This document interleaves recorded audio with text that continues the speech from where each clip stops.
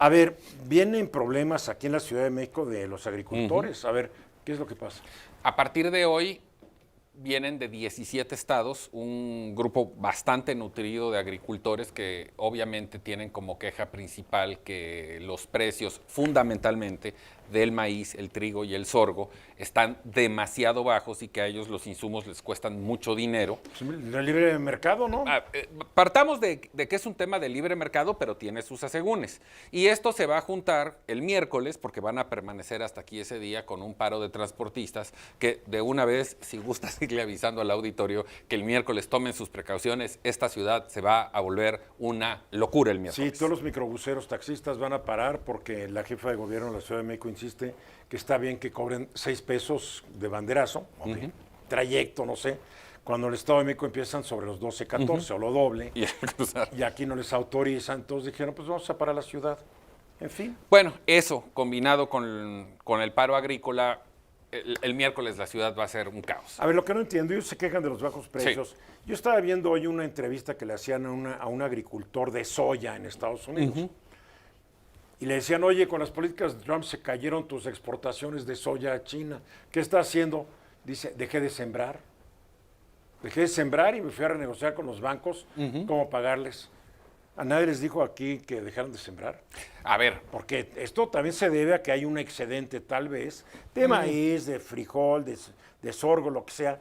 Y cuando hay un excedente y hay más oferta que demanda, pues los precios se van al diablo. Lo pondría de esta manera. El 90% de los productores de este país son medianos y pequeños. ¿Qué significa eso? Están calificados por el que entrevistaron tiene... también a un pequeño agricultor gringo, te lo quiero decir.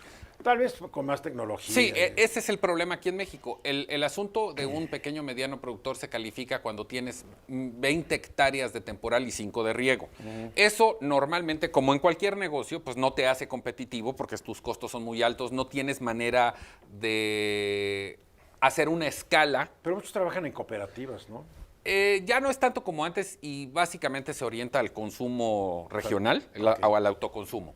Ellos están a expensas de las empresas acopiadoras, de los coyotes. Sí, hasta ahí no hay tema gubernamental, estoy totalmente de acuerdo, es libre mercado. Pero si, por ejemplo, una tonelada de maíz te deja 5,000 pesos de temporal, cuando sumas la semilla, el combustible, la luz eléctrica y el agua, pues más o menos te viene costando lo mismo. Supuestamente hay ciertos precios de garantía que el gobierno dice, les voy a dar un precio de garantía para que no pierdan dinero. ¿Será que se quedó atrás el precio de garantía? Ese es el punto que yo diría de origen, que es el tema de la falla, porque hay cultivos que son estratégicos.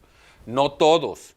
Te ponía hace un rato un ejemplo, la caña, por ejemplo, de azúcar, es un negocio bastante productivo en términos agropecuarios que no requiere de precios de garantía.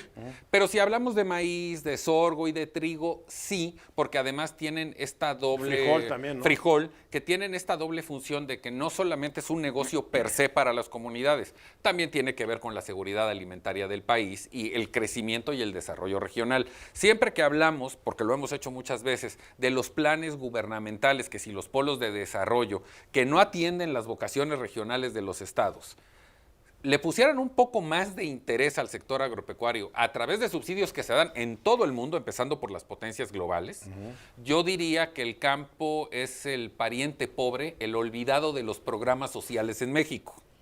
Ah, claro, porque no hay votos. Porque los votos que genera el campo son mínimos. Son menos. Hoy lo que manda es lo urbano. Son mínimos. Hoy está el voto urbano. Es lo que manda. A ver, una pregunta. 17 estados, es un poco más de la mitad de los estados. Sí. ¿Qué dicen los gobernadores al respecto? No tengo referencia porque además esto está pasando hoy y en todo caso los gobernadores que podrían destinar... Deberían estar peleando por ellos, ¿no? Sí, en teoría. Los gobernadores podrían destinar de sus presupuestos parte para los apoyos al campo. Pero está muy castigados en sus presupuestos. Si no tienes el acompañamiento del gobierno federal, y debo decir que por lo menos eso en los gobiernos del PRI sí se hacía, el componente 70-30, en el cual destinaba ciertos recursos para el campo que nunca fueron suficientes, que no resolvieron el problema, pero que hoy, aparte de la deuda histórica, porque siempre se ha abandonado, hoy lo vemos más crítico y sí el tema de los precios de estos productos es un asunto de libre mercado. Estoy totalmente de acuerdo contigo, pero son estratégicos y aquí es donde el gobierno debería, aparte... Yo no quiero el libre mercado para ciertos productos, no me creas, pero ese fue el discurso que durante tiempo, durante la época del neoliberalismo... La noche oscura del neoliberalismo. Todas sus cosas buenas, como todo, y sus muchas malas, pero el maíz y el trigo, el frijol, fundamental, porque el sorgo es para forraje, ¿no? Sí, básicamente es para el ganado. Son alimentos básicos de los mexicanos. Sí, cumplen de esa doble función. Entonces, si no llegan, mal. Si llegan muy caros, mal. Aquí debe haber una intervención estatal. Para establecer los precios, porque al final de cuentas el que acopia del productor lo vende a lo que quiere. Pero ¿cómo se combaten a estos coyotes, intermediarios, acopiadores, industrias procesadoras? ¿Cómo los controlas?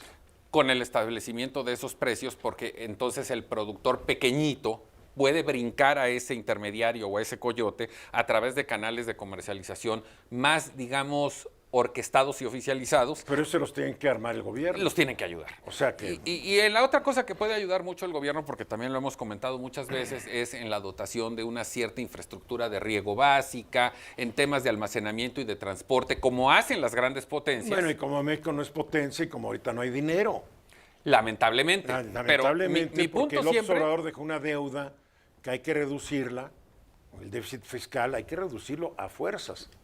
Es una condición sine qua non, pero mi pleito de siempre ha sido que estamos en un país donde estas vocaciones regionales podrían no solo ser una solución para el tema de esas economías particulares, puede ser un gran negocio. A ver, pero el hecho es de Lo hemos demostrado con el tomate, con el aguacate, con el que limón. se van a la exportación.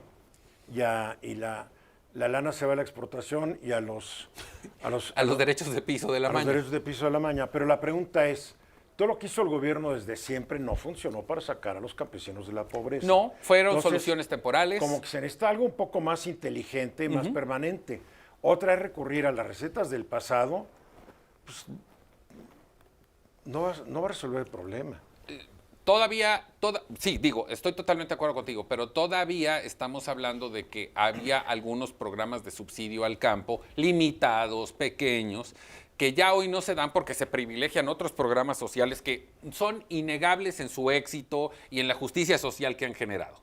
Pero hay que voltear a ver al campo. No, ahí tenemos la posibilidad de hacer este doble círculo virtuoso de que además de que le ayudas a la gente a producir, ayudas en el tema La del única manera es alimento. que el campo se convierta en un negocio. No hay de otra, ¿eh? Y nunca ha sido. No hay de otra. ¿Por qué? Porque en la defensa del campesino y del ejido y de la tierra comunal, matan a quien quiera hacer negocio. Sí. O sea, hay mucha demagogia.